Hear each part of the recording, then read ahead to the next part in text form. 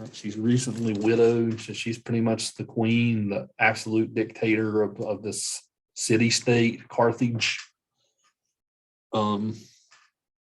But here's a woman who just completely falls head over heels in love with Aeneas. Right? She goes pure crazy, right, for this guy. You know, there's lots of interest. There's lots of good passages about it here, about how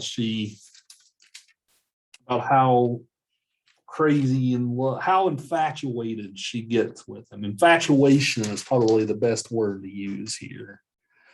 Right? It's kind of hard to say that somebody's in love with somebody after knowing them like a week. Right? She's infatuated. Right? She's in love with the idea of being in love. Right? That's what infatuation is. It's like when you get a crush on somebody for the first time. Right? It's an overwhelming feeling. Right? She gets a little, maybe even a little creepy with it. Even right? She's a little obsessive with it.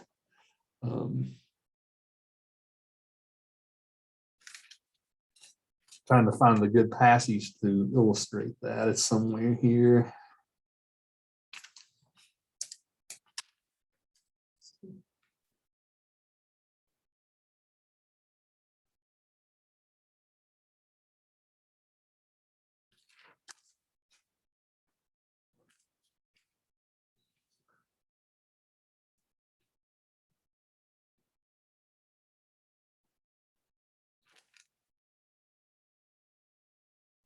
Yeah, on page 523 of our recent text, it's about line 113 or so. If you're using a different edition, about line 113 of book 4.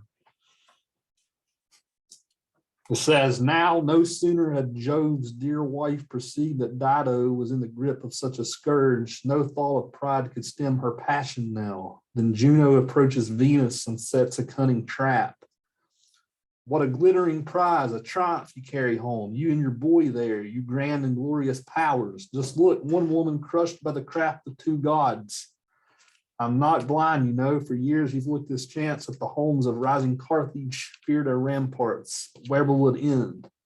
What good is all our strife? Come, why don't we labor now to live in peace, eternal peace, sealed with the bonds of marriage. You have it all, whatever your heart desires.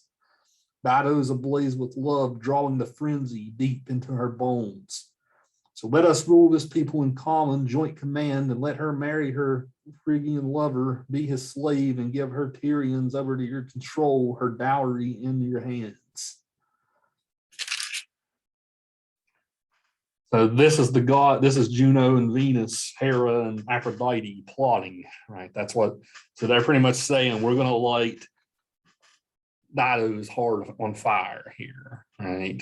We're going to, so even her infatuation, her overwhelming infatuation is not all her fault, right? This is, again, the gods playing some tricks on Dido here.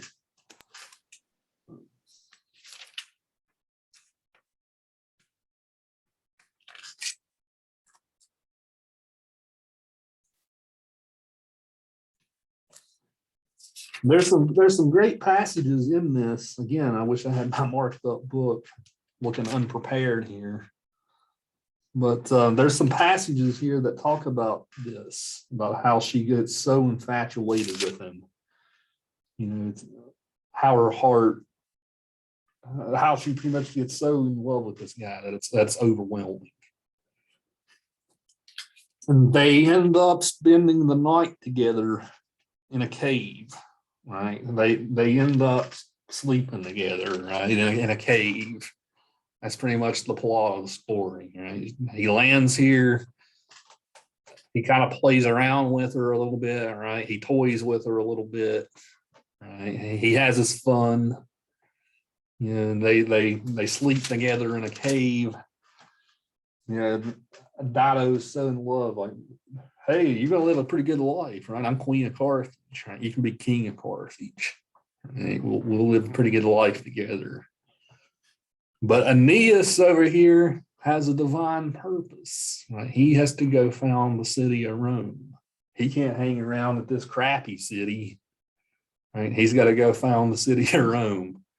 So the story ends with him singing Free Bird to her, right? He takes off, and that's pretty much what she does here. Right? She kills herself at the end.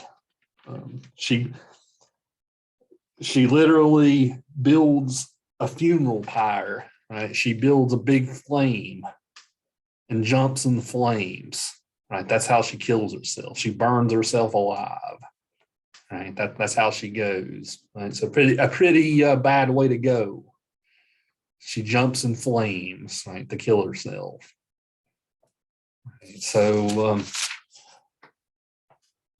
yeah, a classic story of guys being guys, right? The consequences of our bad behavior as a gender.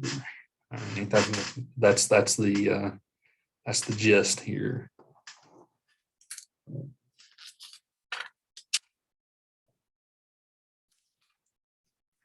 She kind of, even at the very end of it, she even kind of lays out a curse on the future. She lays out even a curse on the future of, and sets out this political plot. Like I said, Rome and Carthage will always fight because of this curse I've laid out. So she's very spiteful. She's very spiteful that he goes in and leaves her. Right? She can't handle it. So now that I've summed up some of the plot for you all here. What do you make of this? What do you make of this now? Especially with classical attitudes towards women and things like that. What do you make of this story now that I kind of broke it down for you a little bit?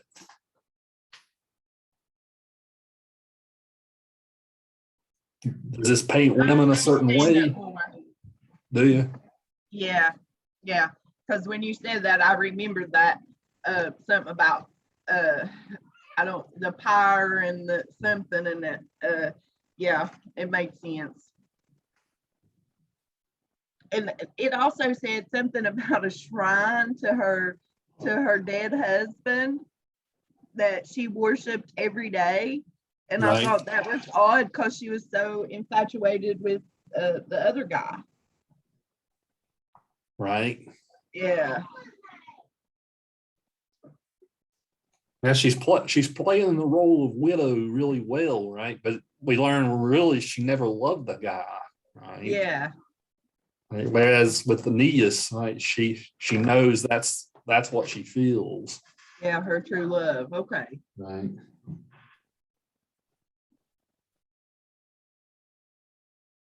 The poem pretty close to the end, page 538, 539, that's where she lays out her curse. She says, I've avenged my husband, punished my blood brother, our mortal foe. Happy, all too happy I would have been if only the Trojan kills had never grazed our coast. She presses her face in the bed and cries out, I shall die unavenged, but die I will. So I rejoice to make my way among the shades, and may that heartless Dardan far at sea drink down deep the sight of our fires here and bear with him this omen of our death. All right, so she cuts deep here, right? She's very emotional. So she can't handle getting dumped, right? That's pretty much the gist of the story. So this story is really misogynist in a way, right? Like, what kind of attitudes is this putting out about women? What type of stereotypes is it putting out about women? It seems like all the stereotypes of women are kind of the same in the Greek line of people, because they portray the women, first of all, as essentially toys for sex, and also they portray them to be psycho and crazy, which that is pretty psycho and crazy, but that seems to be the Greek thing. Right, the common thread here for sure, right? I agree with her. Like, we're emotional. That's what it sounds like. They're all emotional. They can't control their emotions. Easily to fall in love. Just crazy. Very weak. Women are very weak. Weak-minded, weak-willed.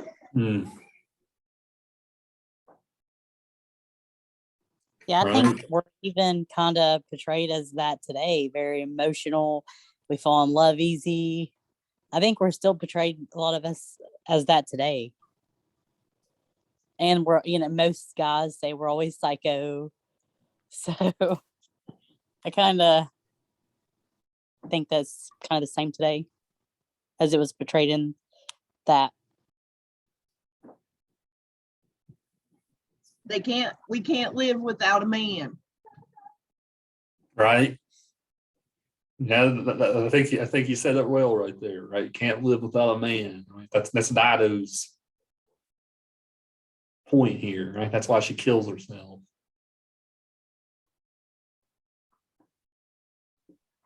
And it's amazing how many women still feel that way in today's society. Yeah, I'm sure you probably ran into some folks, maybe even you work with, Sherry, who might have sunk into bad habits because of something like that, right? Every so often, our residents have to do a case history.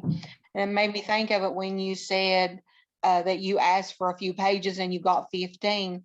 Well, my girl turned in a case history the other day and it's 92 pages. So needless to say, until this semester is over, that's not going to be read. But just in grazing through the very first of her case history, I don't remember the first little boy that I liked in kindergarten, but she can go all the way back to kindergarten and she can tell you every boyfriend that she's had until her first husband up to the third husband. So yeah, and she can't imagine her life without having a man in it. We see kids that's what they're taught, that they have to, and they'll say that, but not that I'm going to grow up and get a job, but they'll say, I'm going to get a man to take care of me. Mm-hmm. Yeah. Yeah. Which to an extent, I think that's okay. I mean, to want to be married and have a family, I think that's okay. But I think to the point to where you don't want to live anymore, that means, that you're a little too dependent on other people, that you should depend more on yourself at that point. Like, even with like my girls that I teach them to be independent. But like she said, like Jenna said, it's okay to want to be married, but don't be so dependent that you can't be independent. I agree with that. I mean, it is okay to want to have a husband.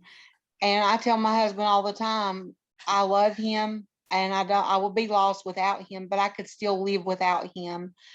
I have a career, he has a career, and me and him we're like scissors. We're always going in different directions, but when we come together, we are the strongest. And I have the strangest marriage of anybody. I see my husband one day a week for a few hours and that's it. And then he's gone again. So if I had that type of relationship where I was totally dependent upon him, then I would have been like the lady from our play and I would have set myself on fire. But that's not going to happen. I feel like if you're taught to, depend on a man, then you're just like set up to fail, because at some point in your life, you got to be independent and do things for yourself. Even at a point to where I think like once you're married, you do depend on each other. Like you can depend on each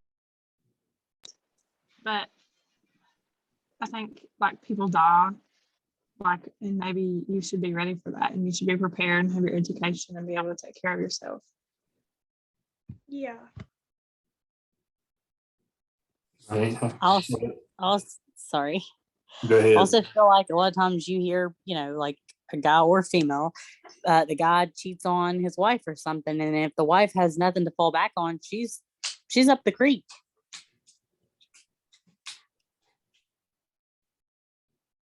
Right.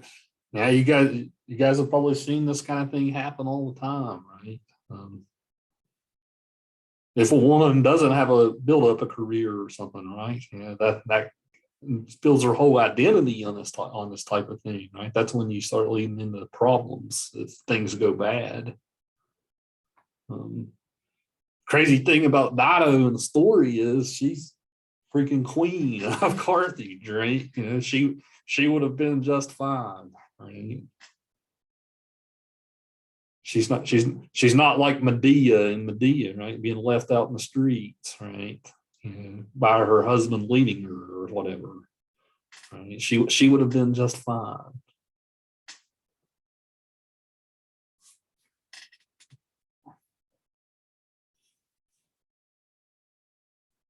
Yeah, good conversation here. You guys are getting the whole gist of what this story's doing, what types of attitudes that it's helped create.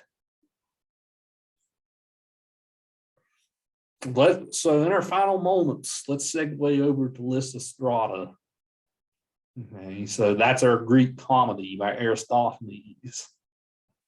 So tell me your guys' thoughts on it. Remember our essay question, like, did anything really ever happen in the play?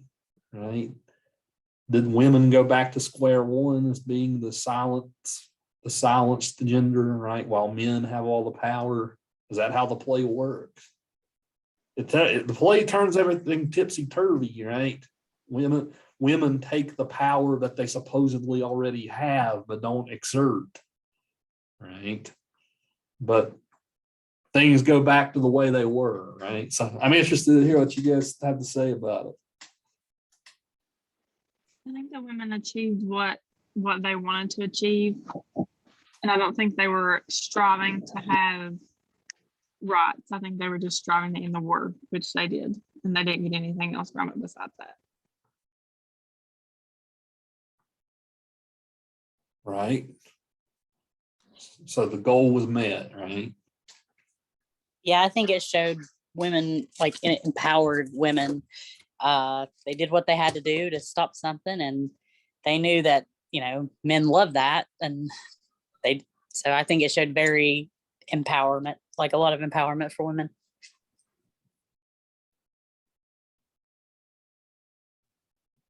I think it did too, because there were some of the women, they were wanting to go home. They needed to go and do this or do that. And she was like, no, you're going to stay right here. Somebody else will tend to it and it'll be okay. So, but then finally the man comes calling. He just wants his wife to come home.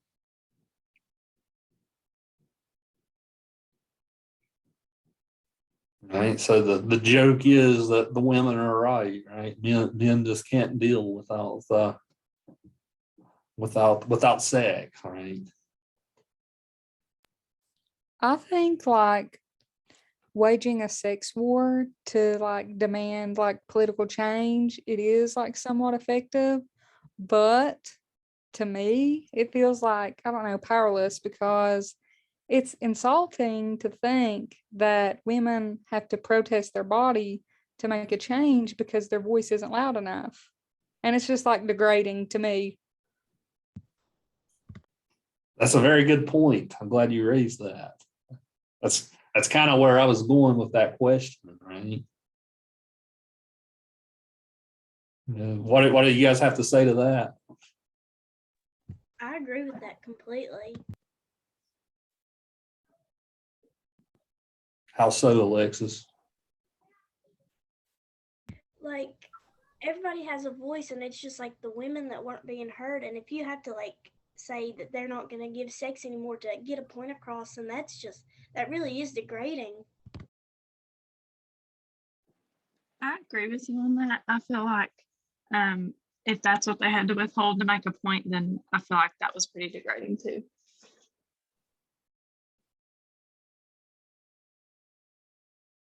Like it's really like sad in a way, because if that's all we have to offer to be heard, then I don't want to be heard. Right. I like though how it showed that uh that women are capable of, they become warriors. They were fighting. They kind of stepped into the men's place, and it reminded me in war times when the women here stepped up, and they were they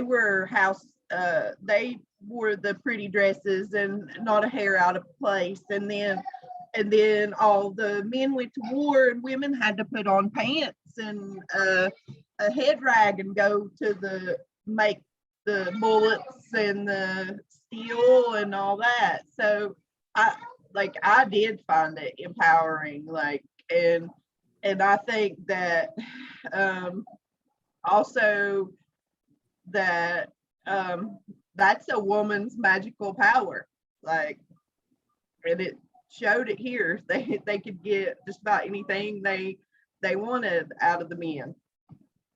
So Is it an indictment of men just as much as women, right? Like the Yeah. joke. I agree with that. for what you wish for is how I took it. Yeah, I feel like back then women really didn't have a voice, so they had to do what they had to do to be heard. That's kind of how I see it. Yeah, they used what they had to make the men take the men to their knees, more power, more. Yeah, And I agree with that. Like, we have the magic power, and I mean, that's just what it is. Even still today, it is what it is. If the man says no, we know that we really hold the key to the yes. yes. But I I think think that a lot of, Yeah. Go ahead. go ahead, Miss Gina. I think that although it's degrading in a sense, I think it was pretty smart too. They wanted the war to stop, and they wanted their families to be safe, and they thought of anything that they could to be able to play tricks on the men. It was clever. I think I if agree with if that. women tried that today, I think that a lot of men would probably turn to homosexual acts, just to be honest. Definitely. I'm surprised it didn't come up in this play because that was so prevalent in Greece, right? Like somebody said, like it is what it is. And like even today, like I remember like studying in high school about this story in like 2003, how there was an instance of women withholding sex to stop Liberia's civil war. I don't know if you guys know anything about that, but that was just in 2003. So, I mean, it is effective. And I would hate to like be a part of it, but if that's what I had to do to get, stuff done, I guess I would have to do it. I haven't heard that. That's interesting. I didn't know there was a modern example of that.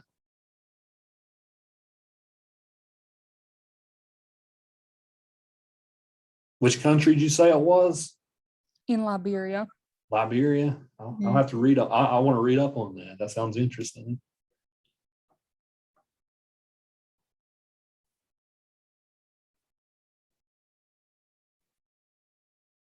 Well, what about some of the jokes and stuff in the play? I was like, what do you think the play was funny? Did you laugh along at some of the jokes you read? Like some of the stereotypes and all that? Yes. So I thought it was funny when she told the men that they needed to do things to each other. That I thought was hilarious. Right.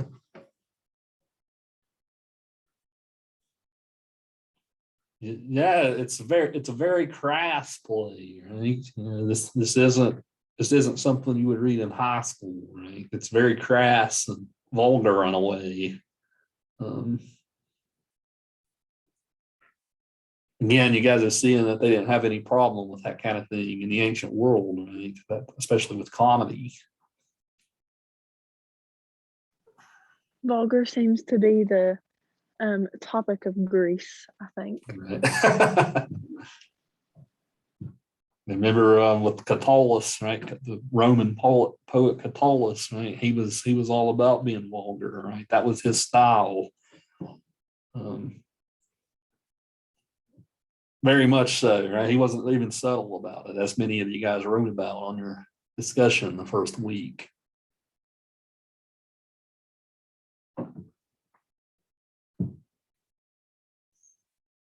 Yeah, it's an interesting play. It does raise a lot of these questions. As I read some of these plays, it makes me think of the show on HBO, Game of Thrones. Right? How did this play make you think of it? I can kind of see like how the women on there, like that show, well, it's all about sex and everything, and I kind of feel like these that we read are a lot like that too, like them withholding sex.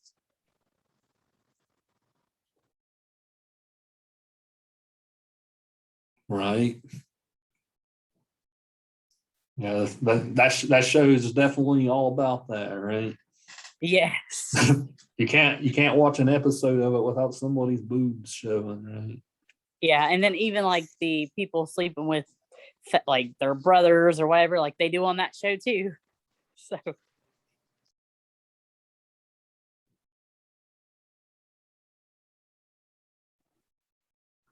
Sex sells, and it's I think it sells today, and it sold back then too. So like these poets knew what people would read, what they wanted to read, and make them happy. And well, at a point, sex was, oh my God, you couldn't talk about it. Like, yeah, behind closed doors is where it stays, and like memo. But we're human, like you know, like it's don't talk about what goes on in the bathroom.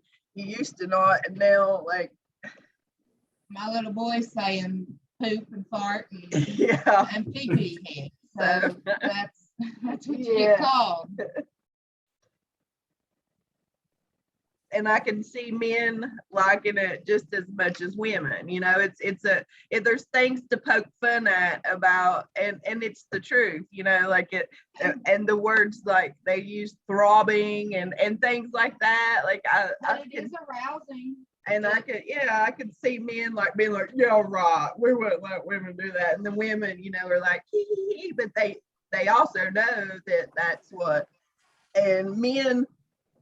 But every woman runs the house. It might not be talked about, bragged about, and she lets the man out in public, you know, he wears the pants out in public and she wears the pants at home. So it's just, I don't know. I think we have a role.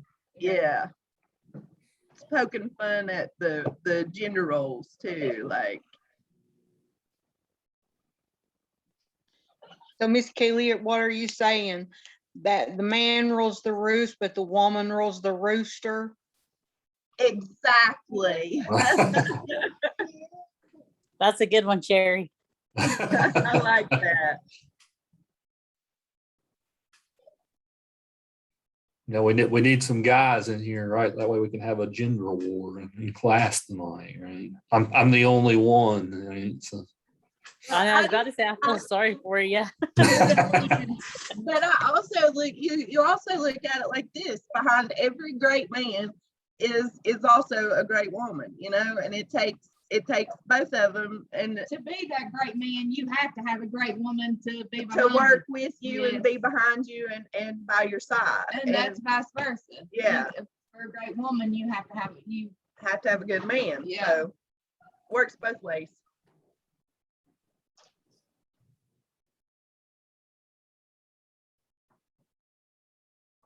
Yeah, the play was written during the middle of this war between the Athenians and the Spartans, so it was very timely for today.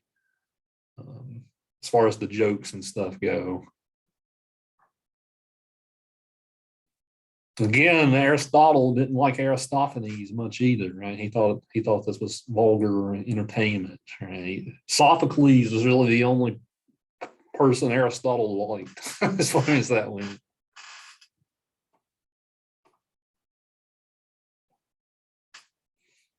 So, yeah, like I said, we've had a pretty good time in this Greek and Roman unit, right? You guys see, this isn't old stuffy stuff, right? We see that these people had fun, right? They were open, they were expressive about things, and well, really for a good portion of the class from here on out, we really won't get a lot of this type of thing, right? Because, well, starting next week, Christianity,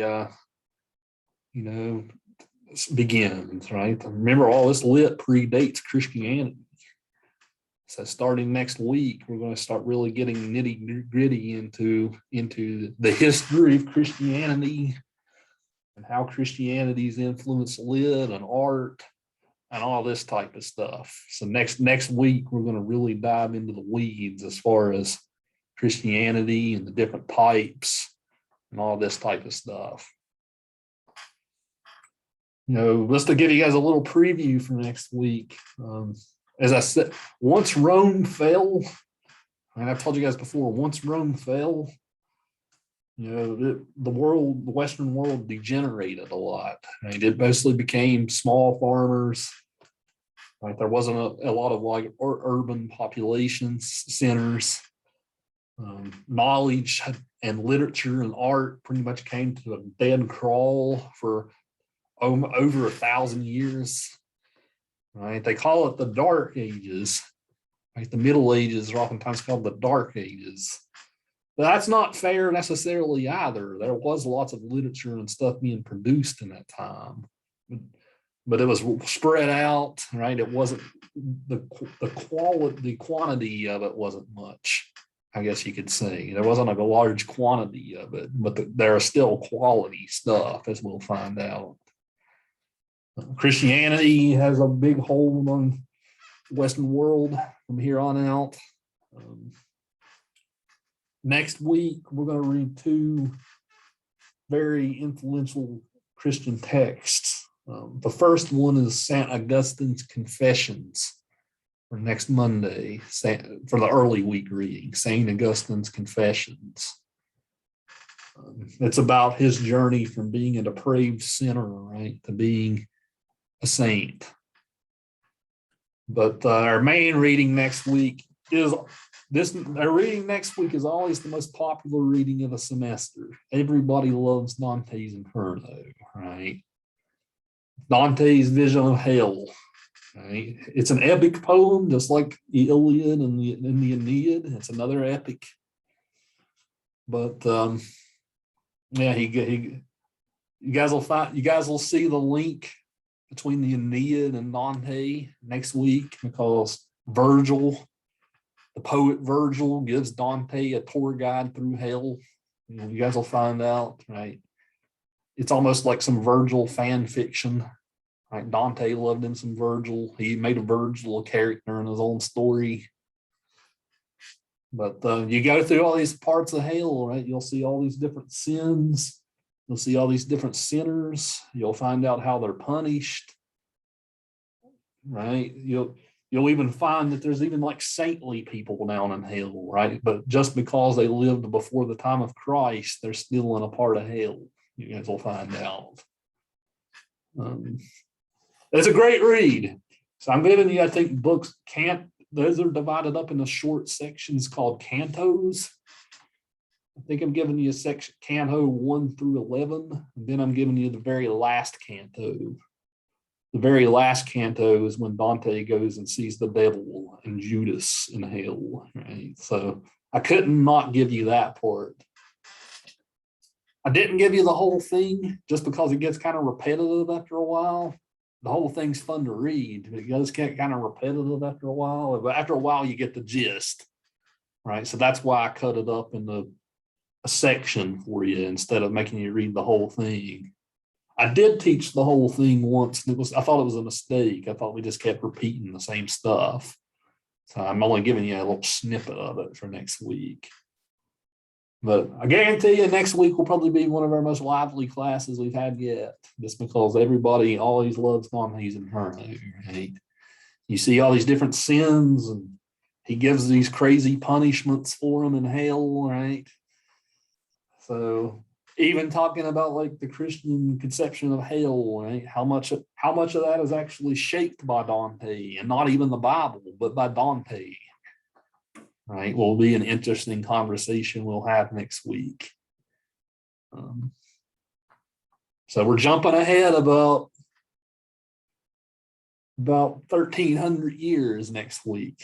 So 1,300 years, we're jumping ahead next week. So that just goes to show you how little there was in the Middle Ages. Like Dante's still considered a medieval text, not a Renaissance text.